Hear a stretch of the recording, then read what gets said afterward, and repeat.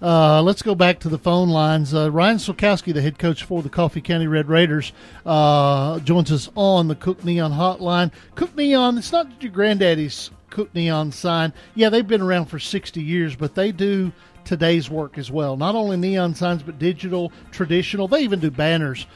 Check them out online at cookneon.com. Ryan Sulkowski joins us on the phone. Coach Ski, not the outcome that you wanted tonight, but you had to be a little bit. I was impressed with you with how you framed tonight. That it's more than about football, and you had to be proud of how your kids handled the preparation for this week.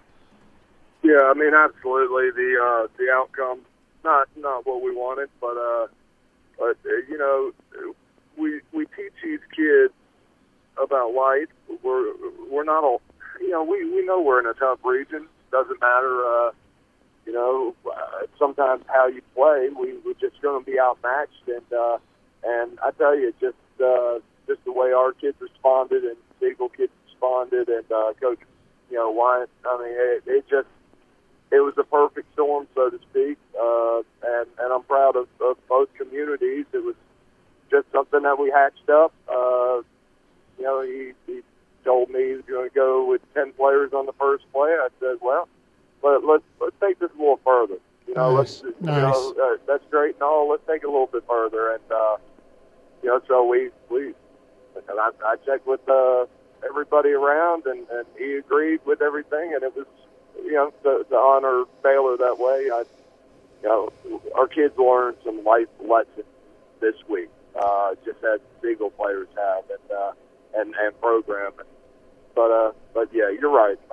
Sometimes I know I've said it before. Sometimes by losing, you win, and that's where we are tonight.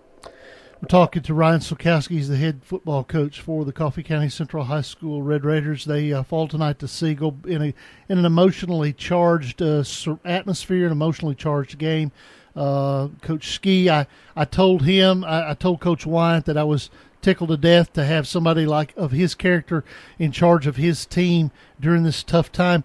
That goes for you too. I'm impressed with the fact that the job that you've done, and as an alumnus of Coffee County, I'm tickled to death that you're in charge of my kids. Well, I appreciate that, and it takes good people. It takes great administration.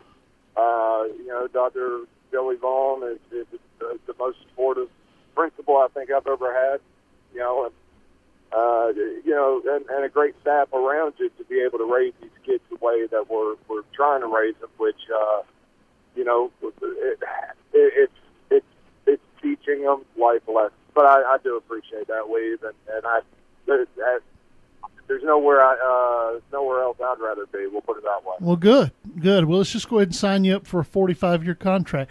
Dennis Weaver, Josh Peterson here with the man that I have just elected lifetime coach for the Coffee County Red Raiders, Ryan Sulkowski. No. Dennis Weaver, Josh Peterson. No election or anything. He just did it. I did it. Let's talk a little bit about unilaterally. A little bit about the game tonight. I know a lot of other things going on, but you come out on the losing end of this one on the scoreboard. And I know, you know, one thing that may be important is you did have some injuries. I know Alante sat out towards the end.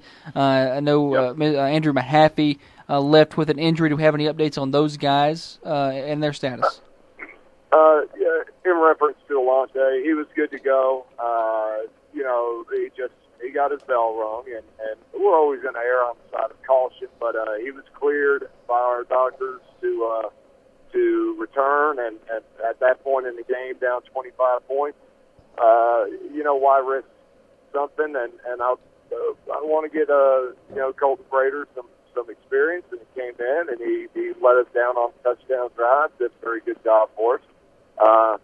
And then as far as Mahaffey goes, I do have a coach over at the hospital. Anything that deals with, you know, anything that deals spinally as a precautionary, you're going to take them.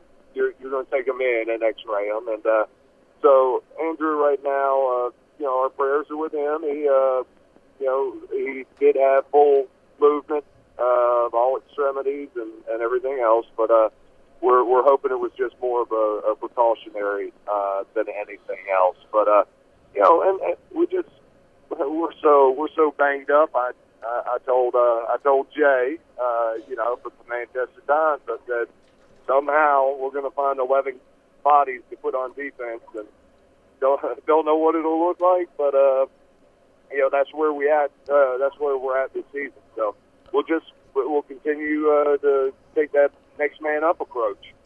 I got about 30 more minutes worth of questions for you. You busy tomorrow morning? I think I can make it in, my man. All right. Got coffee's on me. Actually, it's on Thomas White. Okay. Or Jerry White. I should say Jerry. Yeah.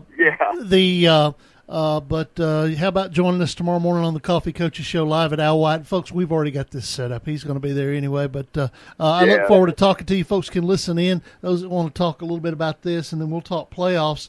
We'll know for sure. I think it's pretty clear we're going to see Science Hill. So I'm sure that get a hotel on Thursday. Yeah, we'll maybe you've had some chance to think about it, and we'll spitball some stuff tomorrow morning on the Coaches Show. Okay, my friend. Sounds great. Thank you, guys. All right, take care. That is Rod Sulkowski. Don't pressure him to come to your show. No, we already had it worked out. Whatever. Whatever. I sent the note to Brian last week. I know. I'm just trying to get under your skin. Just make me He's too cheerful. That's true. Let's take a break. This is the Friday Night Thunder Scoreboard Show.